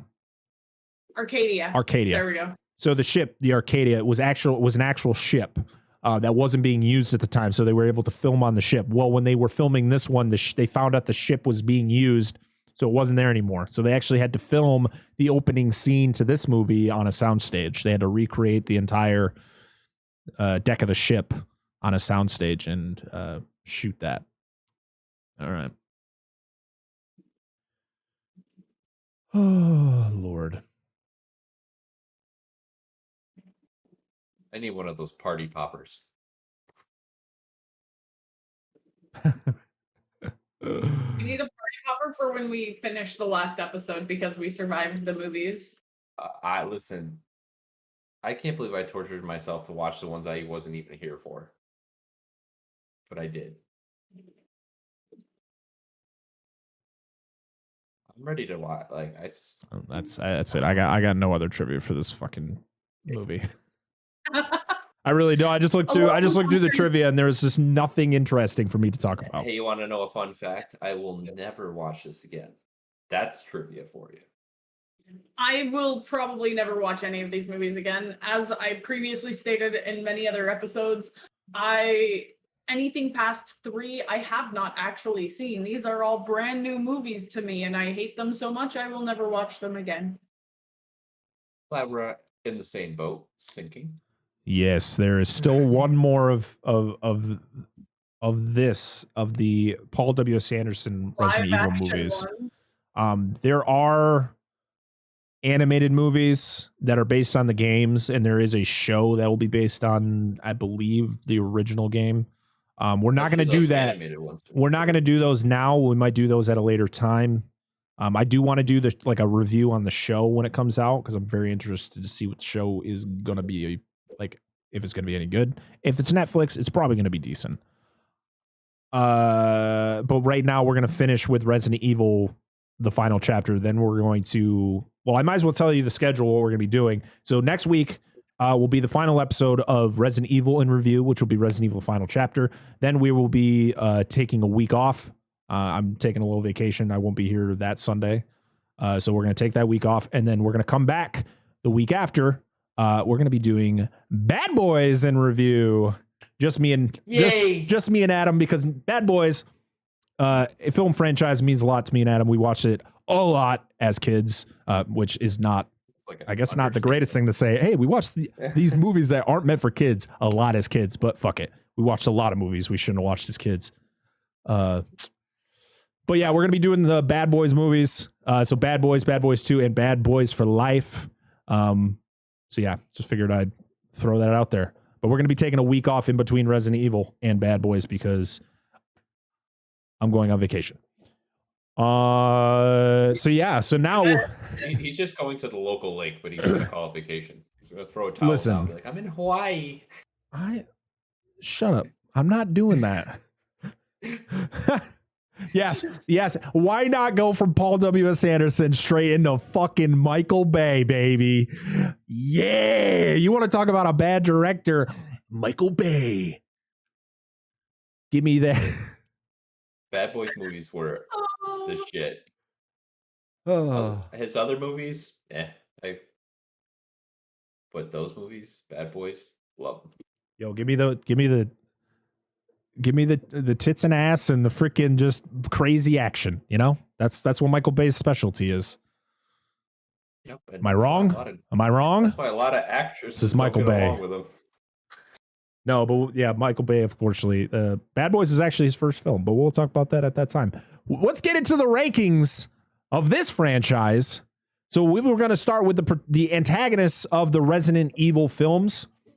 Right now, the standings are number 1, Isaacs from Resident Evil Extinction. I got to remember all the titles of these goddamn movies. Spence and the Red Queen from Resident Evil. Number 3, Wesker from Resident Evil Afterlife. And number 4 is Kane and Isaacs from Resident Evil Apocalypse. Where does the villain of this movie is the Red Queen? That is the only villain I'm giving, because Jill, I'm not putting her down as a villain because she was controlled by the Red Queen, and so was all of the clones, because they were all clones. They were all controlled by the Red Queen, so the Red Queen is the antagonist of this film. Where are we putting the Red Queen from Retribution on this list? Piggy, starting with you. So we now have 5 spots to fill. Well, Red Queen. yeah. Red Queen for me probably falls around 4. Jello Lady just ain't doing much for me. Okay. Like, she's not the worst, but why is she even evil? She was good in the last movie. Why is she even doing the things that she's doing? There was no explanation as to why she was even evil. Right. So you're saying that she is worse than Wesker, but better than Kane and Isaacs. Yeah. All right. So we have. Sorry, but Nemesis. No, go ahead. Keep going. Got any more? Yeah. Adam, where are you putting Red Queen?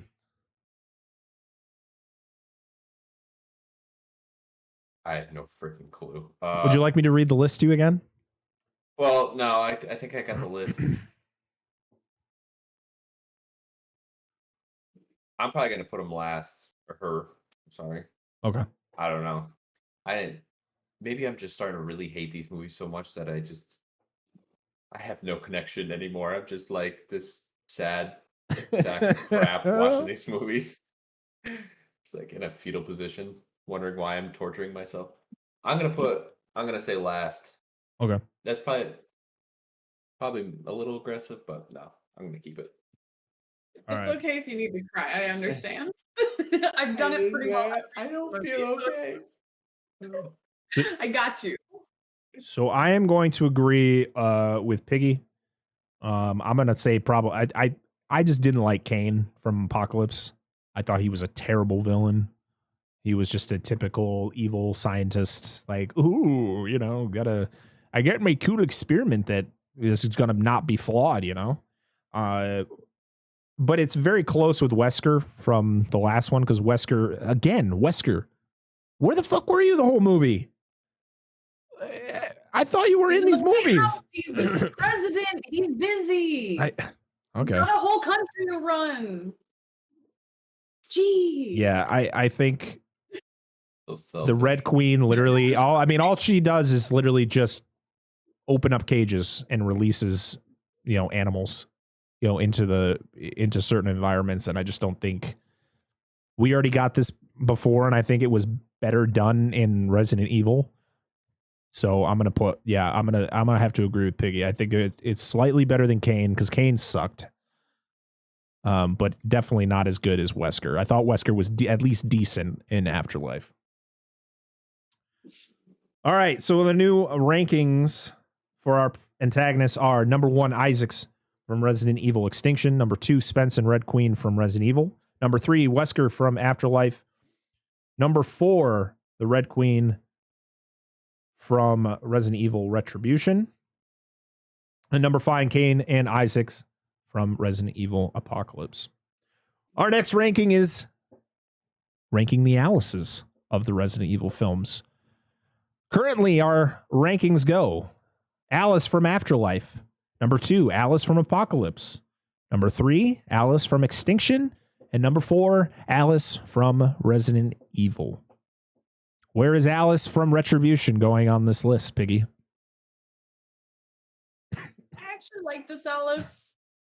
She became like, I don't know, like she immediately took Becky under her wing and was like, this child needs me, kind of thing. And she tried again to help other people again in all of this. So I'm not precisely sure where I would rank her, but I'd rank her in the top like 1 or 2. Because she had a lot of character development. She had some really good fight scenes in this one. She did some pretty good things, albeit confusing.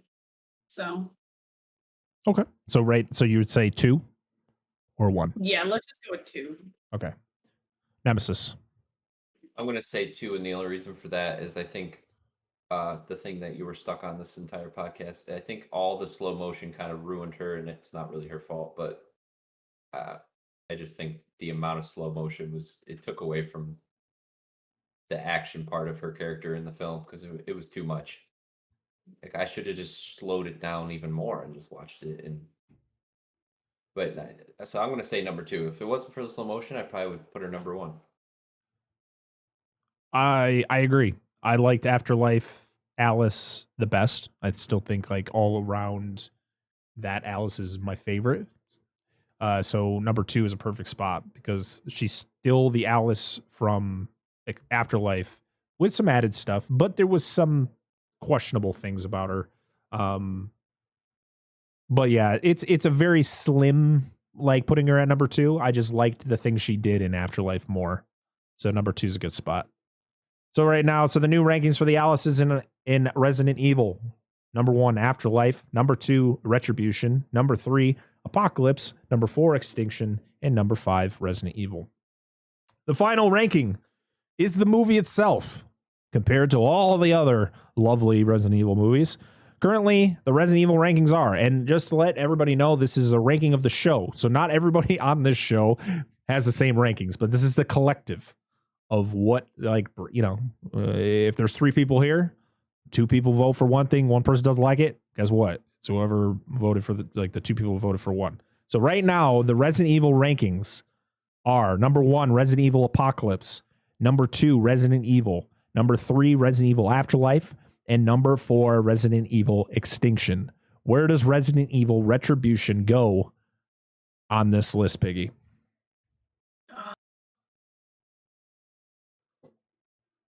I want to put it like in 3. I want to put it like close to the middle because I enjoyed it. I didn't hate myself the entire time I watched it. As far as like all the other ones go, I cried the least from the amount of questions I had. I was not as badly like traumatized from how bad the movie was and how poorly it all connected because it was obvious they tried to connect certain things. They just did them really badly. So it's like they tried. It was interesting enough to watch. There was too much slow motion for my liking. And apparently for all of our likings, considering half the movie was slow motion. Yep. But like character-wise, tie-in-wise, it made a little more sense than some of the others. So I would put it close to the middle in 3. Okay. Adam? I'm going to put it at number 2, and the only reason is the only thing that kept me afloat in this whole series still is they brought back some of the old characters, and that was probably the only thing that was kind of enjoyable, was seeing like Rain again and all of it. So I'm going to say number 2. Oh, this is a tough one. It's very. I'm in a mix between 2 or 3. I gotta say I liked this one more than Afterlife, but the rankings are weird right now. Like Apocalypse is number 1, and I'm still looking at Apocalypse at number 1. Like I kind of want to put this in. I kind of want to put this in number 1 because I feel I enjoyed this more than I enjoyed Apocalypse. But I think the reason I liked Apocalypse so much was because of I liked Nemesis. But the funny thing is all of the the antagonist for that movie is at the bottom. The Alice for that is not in the top. She's the top 3. It was but surrounding characters in number 2, though. Right. It was. And I didn't like Jill, but yet Apocalypse is number 1. This is a weird. It's gotta be a final ranking. This is weird. I gotta say though, I feel like I had more. You know what? I feel Resident Evil 1 squeaks out above Retribution just a bit. So I'm going to put it at number 3. And because Piggy voted for number 3, it's the new number 3. So let me make my new rankings here. Yeah, well, hold up. What? Oh, God. These rankings are all... Hey, man, it was me and you who voted for Apocalypse to be number 1. I told you it's hard to compare garbage to garbage. We might as well just be a bunch of real raccoons. hard to just. Oh, this is tough. It's real hard to. It's real hard to hold a rotten pineapple next to a rotten peach and be like, this one's better. Like, no, they both have maggots on them. Yeah. This movie's full of maggots. Either. I don't want to be near either. Like, they're both squishy. They're just 2 different types of shit that don't belong in the movies. Right. All right. Well, our new rankings for the Resident Evil films are number 1, Resident Evil Apocalypse. Number 2, Resident Evil. Number 3, Resident Evil Retribution. Number 4, Resident Evil Afterlife. And number 5, Resident Evil Extinction.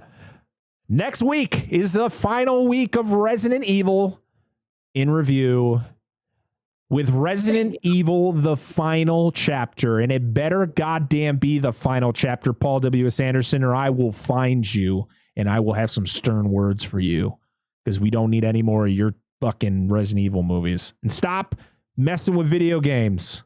I watched 5 minutes of Monster Hunter and I don't want to watch that movie.